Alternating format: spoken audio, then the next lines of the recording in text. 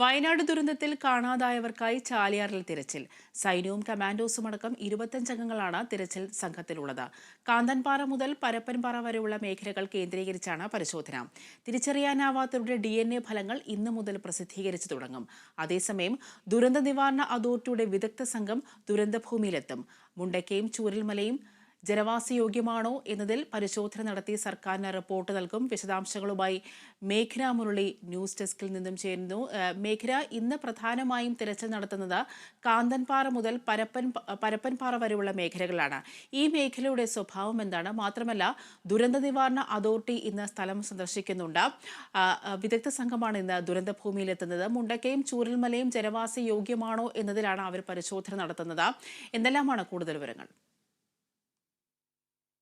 തീർച്ചയായും അനുപ്രിയ, ഇന്ന് തിരച്ചിൽ കേന്ദ്രീകരിക്കുന്നത് ചാലിയാർ പുഴയിൽ തന്നെയാണ്. നേരത്തെ തന്നെ ഈ പരിശോധനകൾ തിരച്ചിൽ നടക്കുന്ന സമയങ്ങളിലൊക്കെ ചാലിയാർ പുഴയിൽ നിന്ന് ശരീരഭാഗങ്ങളും മൃതദേഹങ്ങളും കിട്ടുന്ന ഒരു സാഹചര്യം ഉണ്ടായിരുന്നു.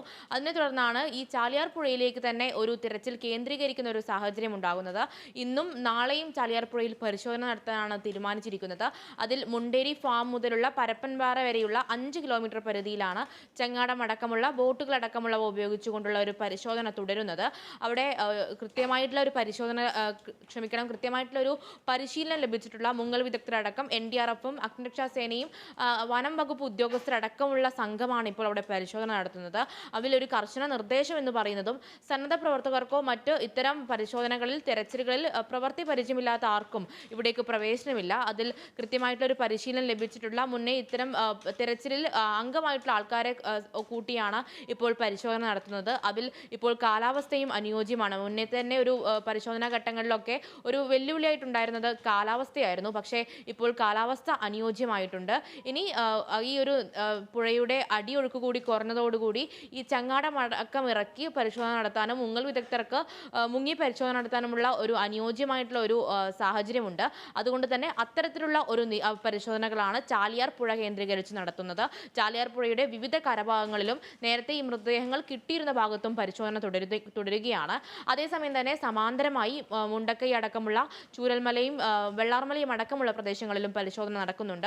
അവിടെ ഒരു ജനകീയ തെരച്ചിൽ ഈ ക്യാമ്പുകളിൽ നിന്നടക്കം ആൾക്കാരെത്തി അവിടെ ഒരു പരിശോധനകൾ നടക്കുകയാണ്. കൂടാതെ ഈ സൂചിപ്പാറ അടക്കമുള്ള വനപ്രദേശങ്ങൾ, അവിടെയും മനുഷ്യ സാന്നിധ്യം അല്ലെങ്കിൽ മനുഷ്യർ അവിടെ എത്തി പരിശോധന നടത്തിയത് കുറവായിരുന്നു. അതുകൊണ്ട് അവിടേക്ക് കൂടി സുരക്ഷാ സംവിധാനങ്ങളോട് കൂടി അവിടെ എത്തി അവിടെയും ഈ പ്രദേശങ്ങളിലും പരിശോധന തുടരുകയാണ്. അങ്ങനെ ഈ കാണാതായിട്ടുള്ള ആൾക്കാർ 100-ലധികം ആൾക്കാർ, ഇവർക്ക് വേണ്ടി ഇവരെ ശരീരഭാഗങ്ങളെങ്കിലും മൃതശരീരമെങ്കിലും കിട്ടുക എന്നൊരു ലക്ഷ്യത്തോടു കൂടി അത് അവരുടെ ബന്ധുക്കളുടെ ആവശ്യം കൂടിയാണ്. അതുകൊണ്ട് തന്നെ ആ ഒരു തരത്തിലുള്ള ഒരു തിരച്ചിലാണ് ഊർജിതമാക്കുന്നത്.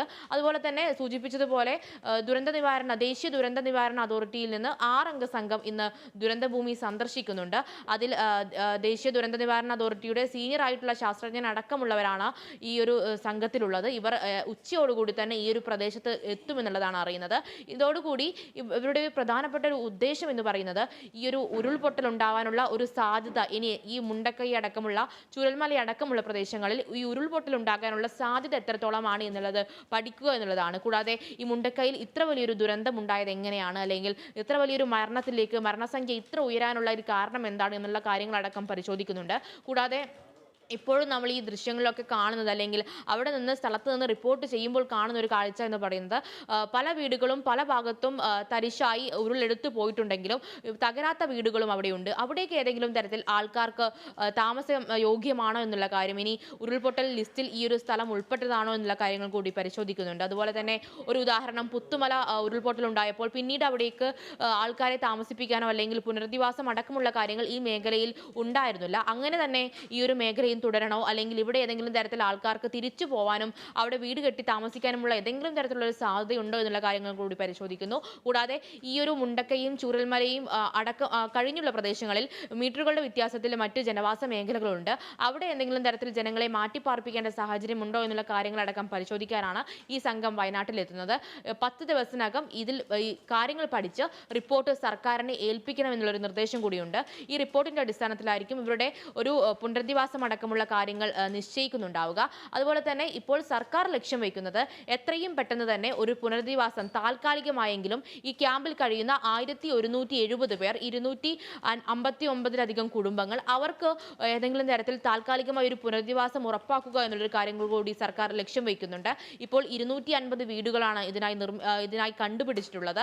അത് വാടക കെട്ടിടങ്ങളാണ്, മറിച്ച് മറ്റ് ആൾക്കാരോട് സംഭാവനയെ നൽകിയിട്ടുള്ള കെട്ടിടങ്ങളുണ്ട്. അങ്ങനെ ഇവിടെയൊക്കെ ആൾക്കാരെ പാർപ്പിക്കാനുള്ള ഒരു സൗകര്യങ്ങൾ ഒരുക്കുന്നുണ്ട്. പക്ഷേ പകുതിയിലധികം ആൾക്കാരും ഇപ്പോൾ തന്നെ ക്യാമ്പിൽ തുടരേണ്ട അവസ്ഥയും അല്ലെങ്കിൽ അവർക്ക് കെട്ടിടങ്ങൾ കിട്ടാത്തൊരവസ്ഥ കൂടിയുണ്ട്. അത് സന്നദ്ധ പ്രവർത്തകരടക്കമുള്ള വിവിധ രാഷ്ട്രീയ പാർട്ടികൾ അടക്കമുള്ളവർ ഇടപെട്ടുകൊണ്ടുള്ള ഒരു പ്രവർത്തനം, അവർക്ക് പുനരധിവാസം അടക്കമുള്ള ഉപജീവന മാർഗം അടക്കമുള്ളവ കണ്ടെത്താനുള്ള ദ്രുതഗതിയിലുള്ള നടപടികളും വയനാട്ടിൽ പുരോഗമിക്കുകയാണ്. അങ്ങനെ വിവിധ ഘട്ടങ്ങളിൽ, അതായത് ഈ ദുരന്തത്തിൽ നിന്ന് രക്ഷപ്പെട്ടുള്ള ആൾക്കാർക്ക് എല്ലാ അടിസ്ഥാന സൗകര്യങ്ങളും ഒരുക്കിക്കൊണ്ട് ആയിട്ടുള്ള സൗകര്യങ്ങൾ ഒരുക്കിക്കൊണ്ടുള്ള ഒരു നടപടികളിലേക്കാണ് വയനാട് പുരോഗമിക്കുന്നത്. അതുപോലെ തന്നെ രേഖകൾ, അതായത് ഈ ഒരു ദുരന്തത്തിൽ നഷ്ടപ്പെട്ടുള്ളവർക്ക് അത് വീണ്ടെടുക്കുന്നതിന് ആധാറും റേഷൻ കാർഡും വിദ്യാഭ്യാസ സർട്ടിഫിക്കറ്റ് അടക്കമുള്ളവ വീണ്ടെടുക്കുന്നതിനുള്ള നടപടിക്രമങ്ങളും ഇവിടെ പുരോഗമിക്കുന്നുണ്ട്. അത്തരത്തിൽ എല്ലാ തരത്തിലും വയനാടിന് ഈ ദുരന്ത ഭൂമിക്ക് കൈത്താങ്ങാവുകയാണ് സർക്കാർ അടക്കമുള്ള എല്ലാ തരത്തിലുള്ള വകുപ്പുകളും സംവിധാനങ്ങളുമെല്ലാം. ശരി മേഘന.